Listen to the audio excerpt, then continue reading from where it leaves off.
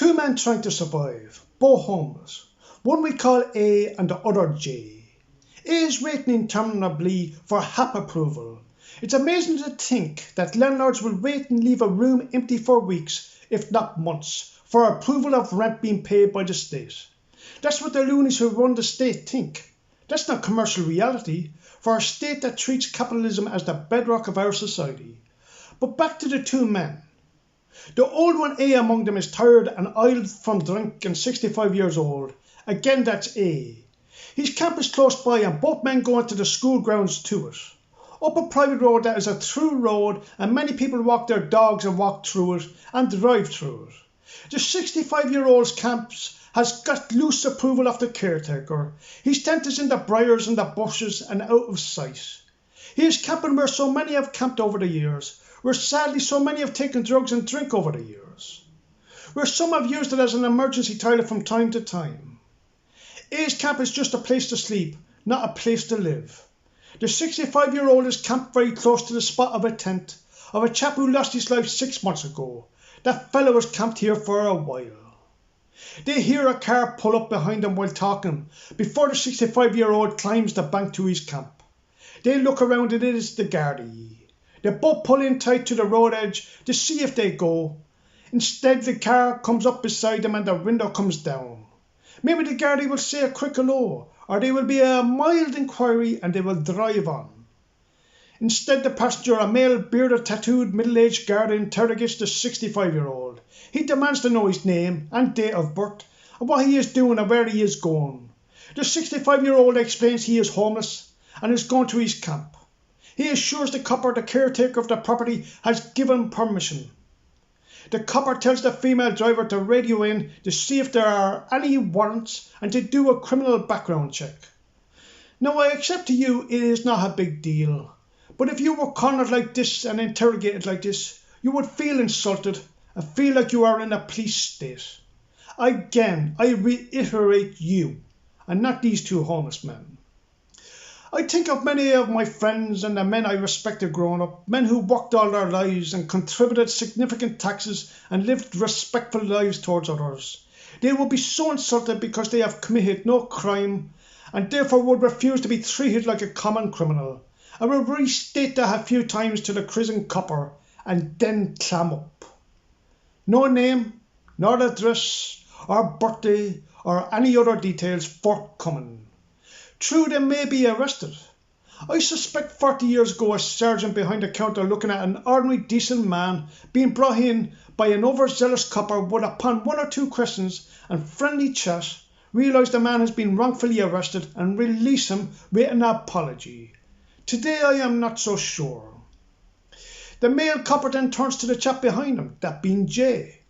Again interrogating him, same line of questions. He tells the cop he has done nothing wrong and why should he give his name.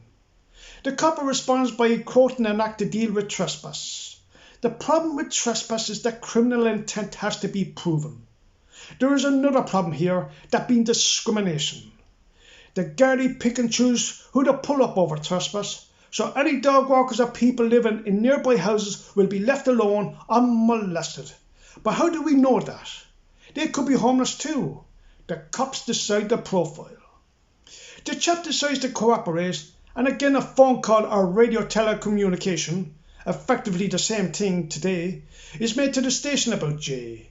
Again, nothing for them to act on and arrest someone and then process them down in the station for an easy beat 8 hours of processing and the killing of a shift. If they have an easy beat shift like this every night, they will not ever be in the thick of the violent action out in the streets. Plus, with all the statistical detection, promotion looks good. You'll wonder what kind of officers get promoted.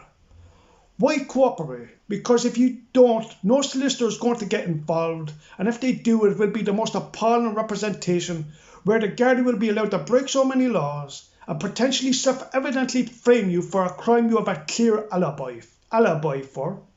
You could get duffed up by the cops and the lawyer will just shrug his shoulders. That's right. The most despicable profession in Ireland are not the politicians, but these people, the legal eagles. Look, the cops have a job to do, but there's a right way to do it. There's a right way and a smart way to glean information.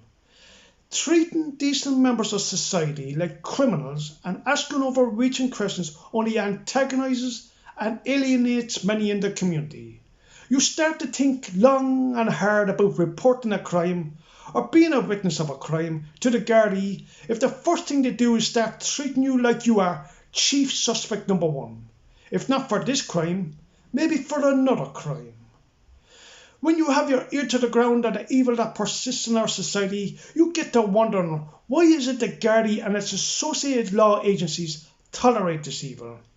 Be that political and public service corruption, widespread sexual deviancy thinking rape and paedophilia, employment law abuses including wages and lousy working conditions and slave labour, landlords ripping off and abusing their power with tenants, businesses ripping off and conning consumers, many drug pushers and drug distributors given complete freedom and indemnity from prosecution.